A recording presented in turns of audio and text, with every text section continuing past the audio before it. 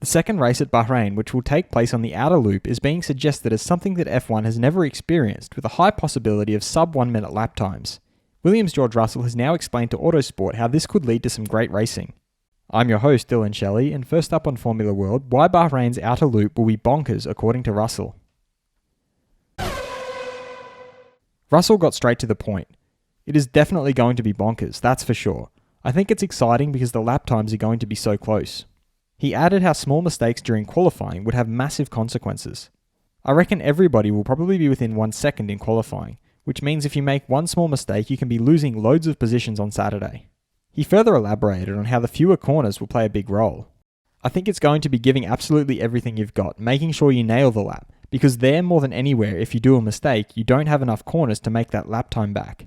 He signed off by explaining how the racing could be exciting. It will probably be a bit of a mess on Saturday because everyone will be looking for a slipstream. There's probably not enough space to fit 20 cars on there. And the racing is going to be pretty wacky, so that'll be exciting. Fast feed. F1's managing director Ross Brawn feels that 7-time world champion Lewis Hamilton can win 10 championships as he is part of an exceptional team and has at least 3 or 4 years ahead of him still at the top. He also added that teams will be adopting biofuel in a couple of years. The most challenging step in this respect will come when they introduce a new powertrain. He further feels that they must be careful not to overlap the two phases, that of the transition to a more ecological fuel and that of the new engine. Mark Temple, Lewis Hamilton's former engineer at McLaren, has stated that Lewis is at his best when things are tough. AlphaTauri's Pierre Gasly has pointed out how there are only 4 corners on the outer loop of Bahrain.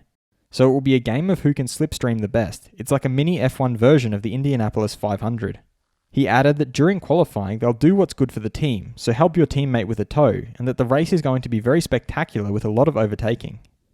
And Renault's executive director Marcin Budkowski has revealed that normally they don't run their new car in the wind tunnel on January 1st, but this year they might as future driver Fernando Alonso has asked for it.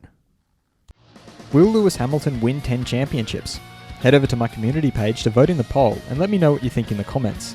And if you liked this video, feel free to subscribe and check out my others for all the latest in the world of Formula 1.